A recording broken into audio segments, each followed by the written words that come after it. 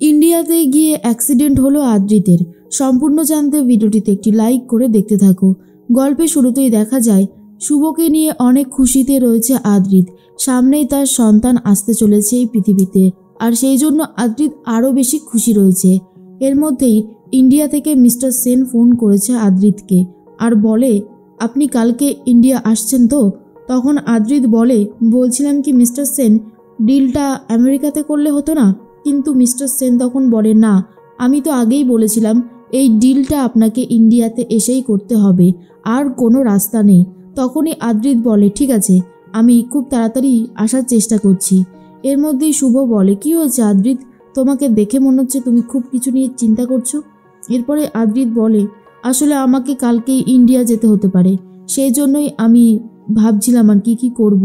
তখন সেবন্তী বলে, কি বলছিস কি আদ্রিত, তুই এখন বেরিয়ে যাবি? শুভর তো ডেলিভারি ডেট ক্রমশ এগিয়ে আসছে, তোকে ছেড়ে মেয়েটা থাকবে কি করে?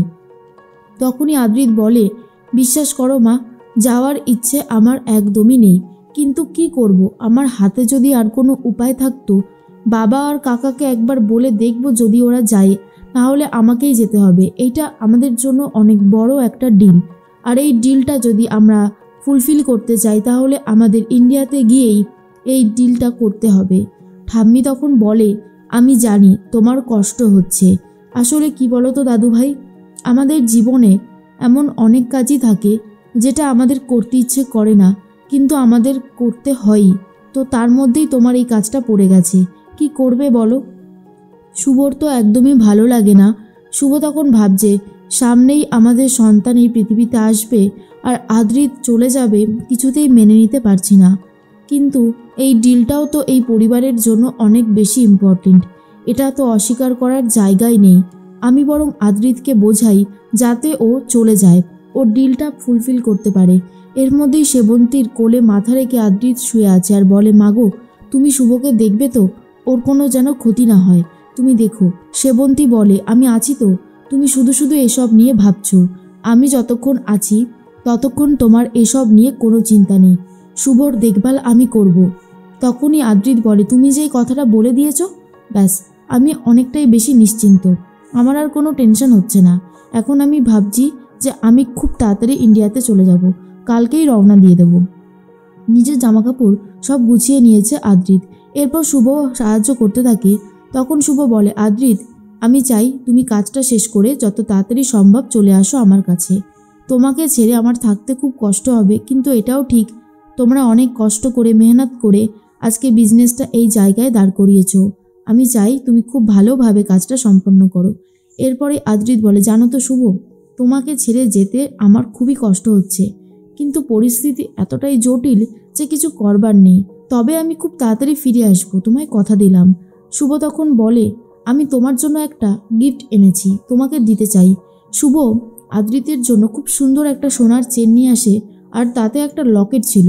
সেই লকেটের মধ্যে শুভ আর আদ্রিতের ছবি রয়েছে, যেটা দেখার পরে আদ্রিতের তো খুবই পছন্দ হয় আর বলে, শুভ, এটা দারুণ হয়েছে, ইন্ডিয়াতে গিয়েও আমার মনে হবে যে সবসময় তুমি আমার সাথেই আছো। আর হ্যাঁ, ভাবছিলাম একবার নদিয়া থেকে ঘুরে আসবো, নাতির জন্য দাদুর আশীর্বাদ তো লাগবে, তাই না? শুভ বলে, সত্যি তুমি যাবে? তাহলে তো খুব ভালোই হবে। তখন আদ্রিত বলে, কেন যাব না, অবশ্যই যাব, তুমি এসব নিয়ে ভেবো না, তুমি এই কটা দিন খুব রিল্যাক্সে থাকো। একটা কথা মনে রাখবে, আমি সবসময় তোমার সাথেই আছি, দূরে হলেও তোমার পাশে আমি থাকবো। শুভ তো খুব কান্নাকাটি করতে থাকে। আদ্রিত বলে, একদম চোখের জল ফেলবে না, আমি সবসময় আছি। এরপর যখন আদ্রিত নিচে নামতে থাকে সিঁড়ি দিয়ে, তখন সবার চোখেই জল।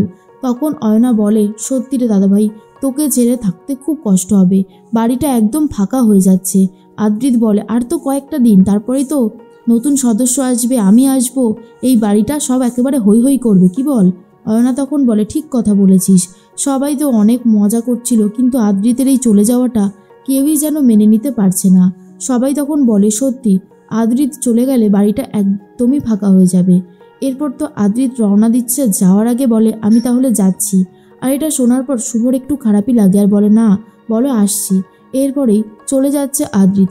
হঠাৎ করেই দেখা যায় যে সবাই তো হোলি খেলতে ব্যস্ত, কারণ আদ্রিতে চলে যাওয়ার পরের দিনই রয়েছে হোলি।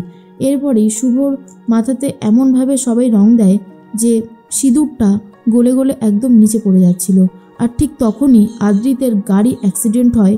রাস্তার মধ্যে একটা গাছে ধাক্কা মেরে দেয় আদ্রিতের গাড়ি, আর গাড়িটায় আগুন জ্বলতে থাকে।